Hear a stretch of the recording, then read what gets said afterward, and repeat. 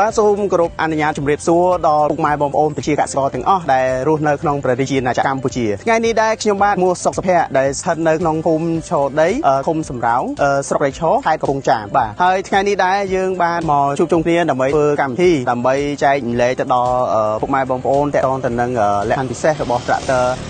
ម៉ាហាន់ត្រាដែលមានកម្លាំង60សេសហើយថ្ងៃនេះដើម្បីឲ្យយើងដឹងថាពីការប្រើប្រាស់នឹងវាមានគុណភាពយ៉ាងណាមានភាពរឹងមាំសន្សំសំចៃប្រេងឬក៏ការប្រើប្រាស់នឹងវាមានលក្ខខណ្ឌពិសេសមានភាពងាយស្រួលទៅដល់ពុកម៉ែបងប្អូនយ៉ាងណានោះគឺពុកម៉ែបងប្អូនបន្តិចទៀតនឹងបានឃើញទាំងអស់គ្នាហើយបាទអញ្ចឹងនៅខាងក្រោយក្នុងខ្ញុំនេះគឺទីតាំងក៏ដូចជាកន្លែងដើម្បីធ្វើកម្មវិធីជួបជុំពុកម៉ែបងប្អូនដែលជាប្រជាកសិករដើម្បីឲ្យគាត់បានមកសាកផ្ទាល់នៅតាមបណ្ដាខេត្តផ្សេងៗទៀតក៏យើងនឹងរៀបបន្តដែរគ្រប់ទីរួមខេត្តទាំងអស់គ្នាបាទសូមអរគុណជំរាបលា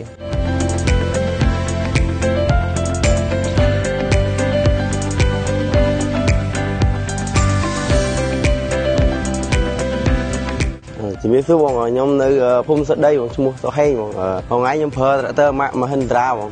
កម្លាំង60សេសបងការប្រើប្រាស់វាណានៅខាងខ្ញុំវាស័ក្តិសមនឹង tractor នេះកម្លាំងវាខ្លាំងបងកម្លាំងវាខ្លាំងការព្យួរវាលឿនរហ័សព្រោះអីវាប្រើលេខអូតូទៅមុខទៅក្រោយទាញការរុញវាខ្លាំងកម្លាំងវាខ្លាំងរុញអីវាធ្ងន់វាអត់មានប្រើទួងកង់ទួងអីខ្លាំងវាយគប់ក៏ដូចគ្នាបងគប់វាវាយលឿនរហ័សព្រោះអីវាមានលេខអូតូគប់វាបាទមានបញ្ហា tractor ខ្ញុំត្រូវការហៅក្រុមហ៊ុនមកជួយជួសជុលអញ្ចឹងបងបាទគេសួរនាំច្រើនដែរបងគេមកមើលច្រើនមកមើល